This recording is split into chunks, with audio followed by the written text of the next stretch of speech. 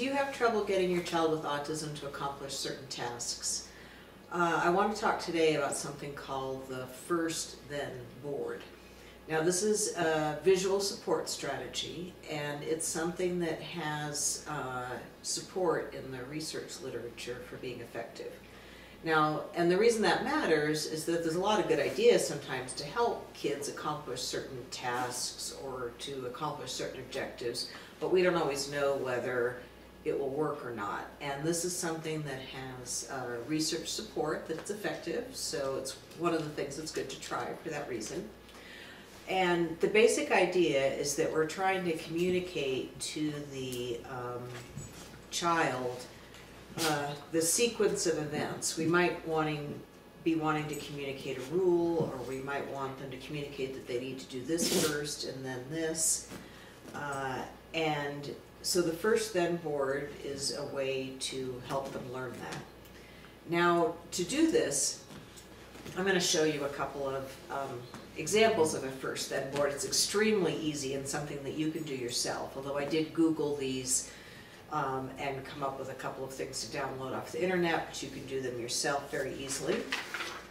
This is the example of one kind of First Then board, where there's two squares, and in one square you would put a picture or possibly a word of the thing that they're supposed to do first, and in the second square you would put a picture or word of the thing that they're then able to do second.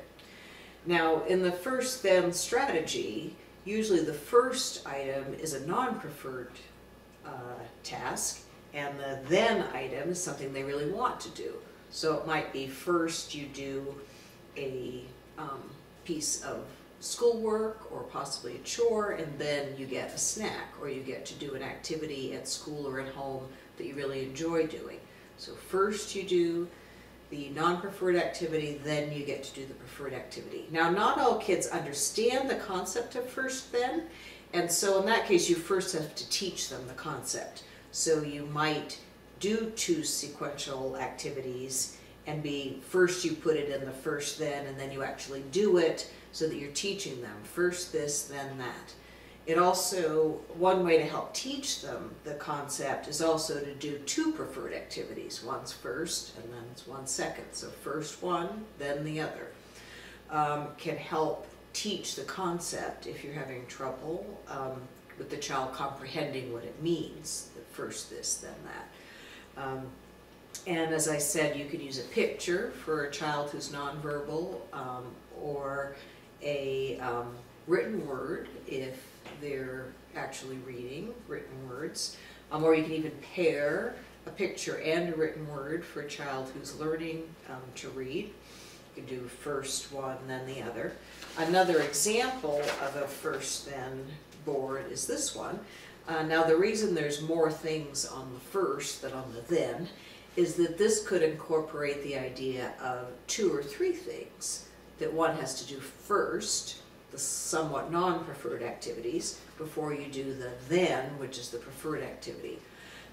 So they might have two or maybe three small tasks to accomplish before they get the rewarding activity.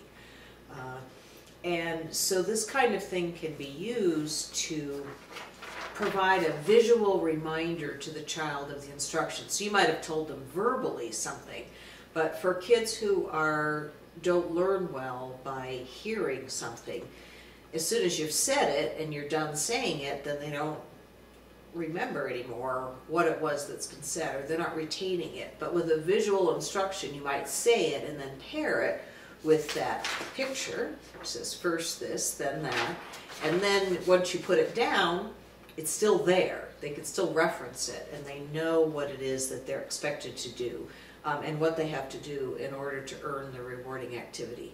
Now, there's a couple of caveats here that I want to mention, and one is that if you set it up in this way, you have to be careful to make sure that you give the then activity, the reward, because a lot of times the reward is something which you have in your power to give or withhold, like that they're able to engage in a particular activity, or that they get something that's more like a treat or a prize. And so you have to make sure that you do your part and deliver the rewarding activity or item right away, so that they learn that, you know, if they do their part, that you do your part, sorry. And then another part of it is you have to make sure that the converse is also true, that you don't deliver the rewarding activity if they didn't do the first part. Because you're really wanting to teach them this behavioral principle that if they do one thing, then they earn the preferred activity. And on either end, if you allow them to do the reward without the first step, or if you don't deliver the reward, either one can kind of mix up the whole process.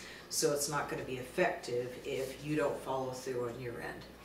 And also, another thing to keep in mind is at first, if they do the first activity somewhat well, you might go ahead and give them the then activity, but over time hold them to slightly higher standards. But you know, you're kind of shaping that behavior, and you're delivering a reward for a maybe a partial success. You know, if they're 50 or 75% well done job, might get them the reward at first, because that's a lot better than a 0% success. And so the first then strategy is that piece where it shows them, you know, a visual representation of the verbal instruction that they've been given. They can reference it, they know what they need to do in order to get the reward. And you can use, you know, as I said, picture cards. They could be clip art pictures that you've made of the activities, or it could be a photo that you've done of it, or for a child who can just glance at something and read it and doesn't need a picture. You could use a word, but only do that if you know that just at first glance that they would know what it means, and they don't have to stand there and really study it to remember what that word means, because otherwise you'll lose the benefit of the visual support.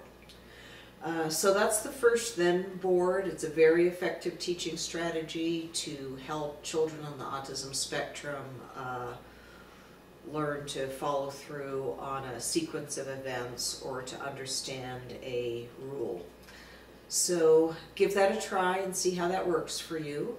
My name is Barbara Lester. I'm a licensed clinical social worker, and I've been working with kids and teenagers for almost 30 years.